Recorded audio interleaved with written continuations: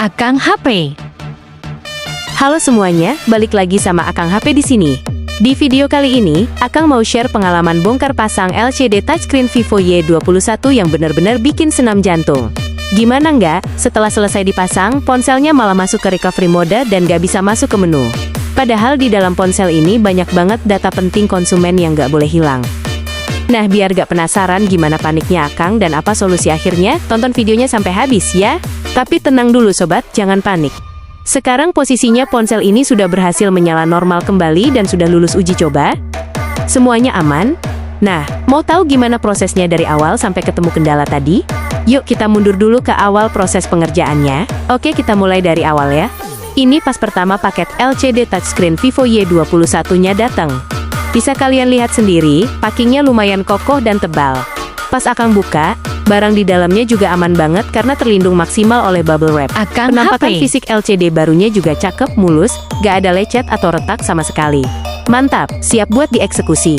Langkah pertama sebelum pembongkaran, pastikan tidak ada komponen luar yang menempel. Slot SIM card dan memori wajib kita copot terlebih dahulu ya, jangan sampai kelupaan.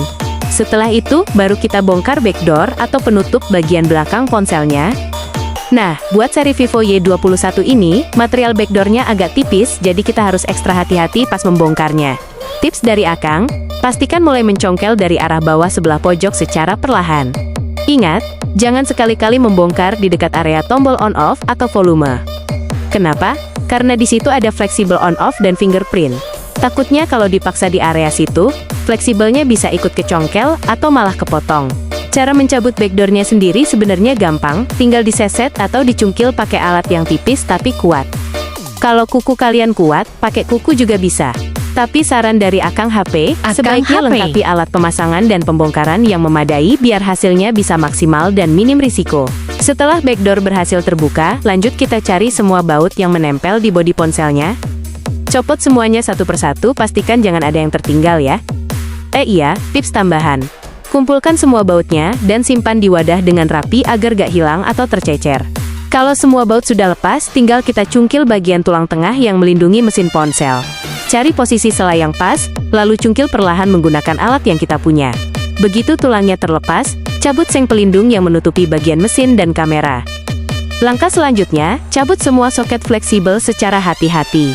Mulai dari soket fleksibel on-off, soket LCD, sampai soket bawah yang menghubungkan papan mic dan charger. Di sini Akang HP langsung ke proses selanjutnya, yaitu mencopot baterainya terlebih dahulu. Setelah baterai aman, baru kita bongkar LCD lamanya. Untuk proses pembongkaran LCD Vivo Y21 ini kebetulan lumayan mudah, karena lemnya sebagian sudah ada yang copot, jadi tinggal didorong dan diseset atau dicungkil sedikit-sedikit dari pinggir, langsung lepas. Sebelum kita lem mati, Akang selalu biasakan buat tes dulu LCD yang baru.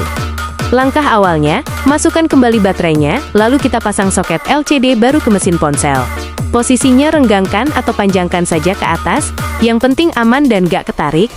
Selanjutnya, kita nyalakan ponselnya. Nah jujur di sini Akang nggak bisa full dalam melakukan pengetesan LCD-nya.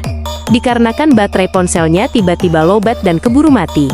Padahal kalau nggak salah, tadi dayanya masih lumayan banyak dan sudah sempet cas dulu sebelumnya. Tapi ya sudahlah, karena keterbatasan waktu, Akang putuskan buat lanjut saja ke proses pemasangan. Sebelum LCD baru ditempel, pastikan kita membersihkan sisa-sisa lem lama yang masih menempel di dudukan ponsel. Bersihkan sampai benar-benar rata dan mulus, agar nanti pas proses pemasangan LCD baru, posisinya bisa presisi kembali dan gak renggang. Jika dirasa sudah bersih, langsung kita kasih lem baru secukupnya secara merata, lalu pasangkan LCD-nya. Jangan lupa pasang kembali semua komponennya ya, mulai dari bagian tulang beserta tombol volume dan powernya. Soket fleksibel on-off dan fingerprint dipasang lagi yang pas. Cuman khusus untuk bagian seng pelindungnya, di sini sengaja belum Akang pasang karena niatnya mau dicek total dulu. Nanti kalau fungsinya sudah benar-benar bagus, baru kita rakit total. Intinya, setelah LCD ditempel ke lem, simpan dulu ponselnya dan pastikan lemnya sudah menempel dengan kuat. Kalian bisa ikat pakai karet gelang atau pakai alat penjepit khusus LCD. Di video ini, Akang tidak mempraktekkan proses pengikatan ini secara full karena Akang yakin kalian semua sudah pada bisa dan sudah banyak video tutorialnya di luar sana. Jadi videonya Akang percepat saja, ya. Untuk bautnya sendiri sebenarnya harus dikencangkan dan dimasukkan lagi, cuman di posisi ini Akang sengaja belum kasih Akang baut sama HP. sekali. Karena jujur, Akang penasaran banget dan pengen mencoba menghidupkannya dulu. Dan pas dihidupkan, ternyata malah muncul tulisan recovery mode kayak yang Akang perlihatkan di awal tadi. Asli, semalaman Akang langsung pusing dan cari-cari info. Ternyata kasus di seri ponsel ini hampir sama rata-rata, sering nyangkut di recovery mode setelah ganti LCD. Bedanya, ada beberapa kasus yang berhasil normal cuma dengan mencabut kembali semua soket lalu dipasang ulang. Ada juga yang kasusnya beres cuma dengan mencabut fleksibel on-off fingerprintnya, lalu setelah berhasil masuk menu baru dipasang lagi fleksibelnya. Bahkan ada yang dipaksa ditekan tombol power dan volume bawah secara bersamaan bisa langsung jebol ke menu. Semua trik itu sudah Akang coba satu persatu sobat, tapi tetap aja gak bisa. Setelah Akang selidiki, ternyata ponsel ini memang sudah sering banget dibongkar pasang sebelumnya. Mulai dari ganti LCD sampai ganti baterai. Alhasil, karena semua cara halus gak mempan, Akang cuma dapat satu opsi terakhir, yaitu terpaksa di-reset total. Akang HP. Dan setelah di-reset, barulah ponselnya bisa menyala normal kembali ke menu utama. Nah, poin pentingnya, buat teman-teman teknisi, atau yang mau coba bongkar sendiri di rumah, kalau nemu kendala kayak gini, jangan menyerah duluan. Sebenarnya ada beberapa kasus yang nggak perlu sampai direset ulang. Cuman, kebanyakan untuk tipe Vivo Y21 dan beberapa seri Vivo yang lain, kalau sudah kena kendala ini emang tetap harus direset.